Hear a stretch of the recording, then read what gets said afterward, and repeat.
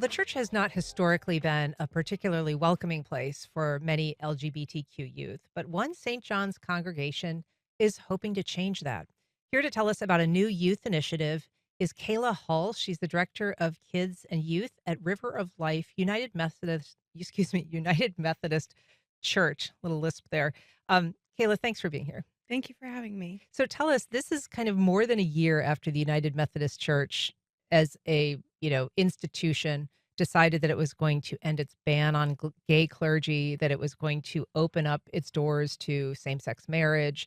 Um, but the implementation has sort of continued to roll out and to impact churches at the local level. Tell us, first of all, what River of Life is doing and how it fits in to that larger conversation. Yeah, absolutely. So we are, as United Methodists, on the affirming side of the LGBTQ conversation. So the disaffiliation that happened that you're referring to is when we saw that huge divide in the church. River of Life has always been a united, affirming LGBTQ congregation. It was started with that foundation.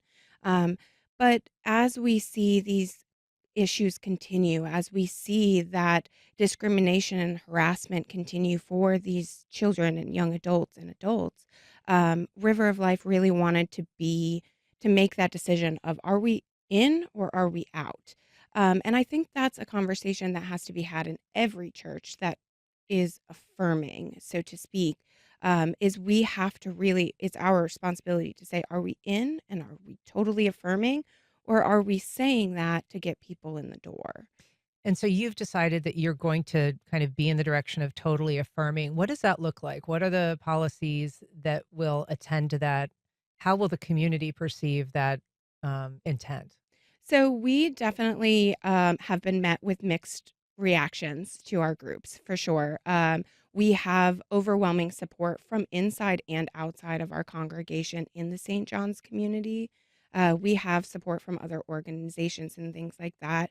But it's a battle. We do have a lot of unfortunate people who are angry about it, who want to be heard about, we're grooming kids, we're, having conversations that shouldn't be had with sixth and seventh graders.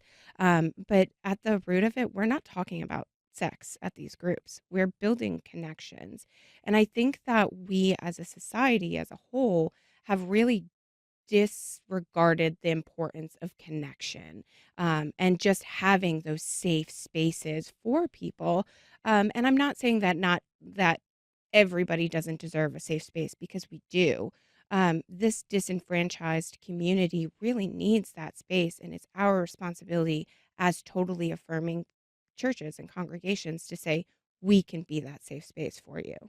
And you point out that, St. John's is an area. I mean, there are resources that we think of more affiliated with the Jacksonville area, but that there's sort of a donut hole in St. John's. There aren't, a great deal of agencies or groups that directly appeal to or, provide space for LGBTQ youth. Right. And you're hoping to kind of fill that. Yeah, absolutely.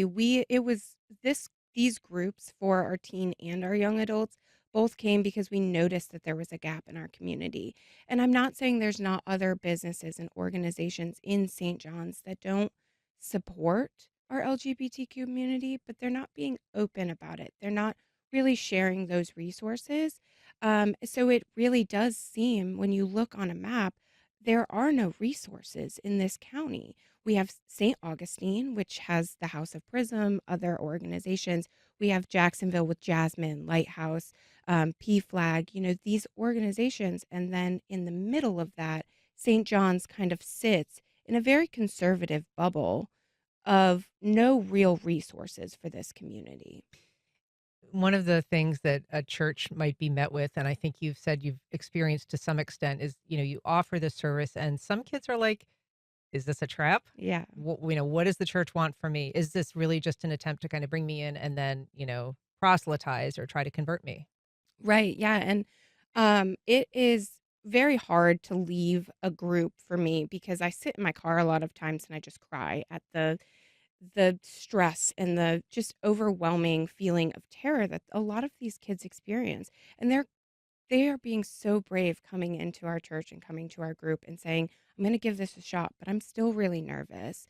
And they come in thinking, is this a trap? Because they've been in other spaces, in other religious organizations where they say, love the sinner, hate the sin kind of thing. We're not focusing on that. We are here to love everyone. That is what we're called to do, is to love. And so we are trying to build that space and say, I understand why you're saying, "Is this a trap?" But you don't have to have that fear here, and that is through consistency and building trust.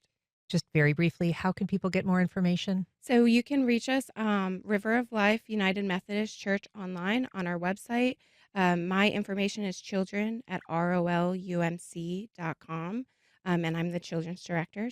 So I'm in charge of both of those groups, so they can contact me directly. Well, Kayla Hull, thanks so much for what you're doing and thanks for being here. Thank you so much for having me.